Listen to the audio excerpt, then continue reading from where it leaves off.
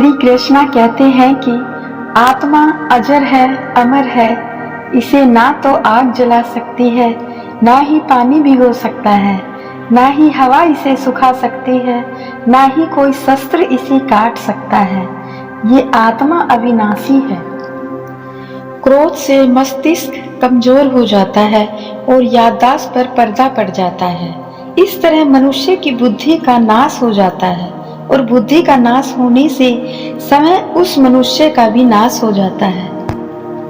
श्री कृष्णा कहते हैं कि भगवान में श्रद्धा रखने वाले मनुष्य अपनी इंद्रियों को वश में करके ज्ञान प्राप्त कर लेते हैं और ज्ञान प्राप्त करने वाले ऐसे पुरुष शीघ्र ही परम शांति को प्राप्त होते हैं। लगातार विषयों और कामनाओं को सोचते रहने से मनुष्य के मन में उनके प्रति लगाव पैदा हो जाता है।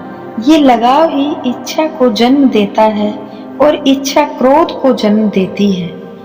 जो मनुष्य सोचता है कि मैं करता हूँ, उसका अंतःकरण अहंकार से भर जाता है।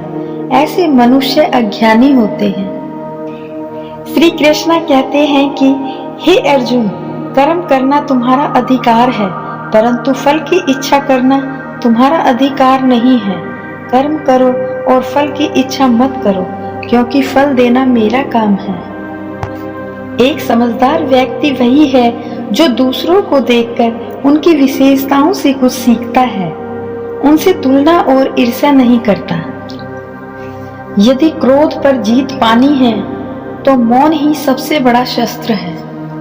वृक्ष कभी इस बात पर व्यथित नहीं होता कि उसने कितने पुष्प खो दिए। वह सदैव नए फूलों के सृजन में व्यस्त रहता है। जीवन में कितना खो दिया, इस पीड़ा को भूलकर क्या नया कर सकते हैं, इसी में जीवन की सफलता है। जिन्होंने अपने मन पर काबू कर लिया, उनको सफल होने से भगवान भी नहीं रोक पाए।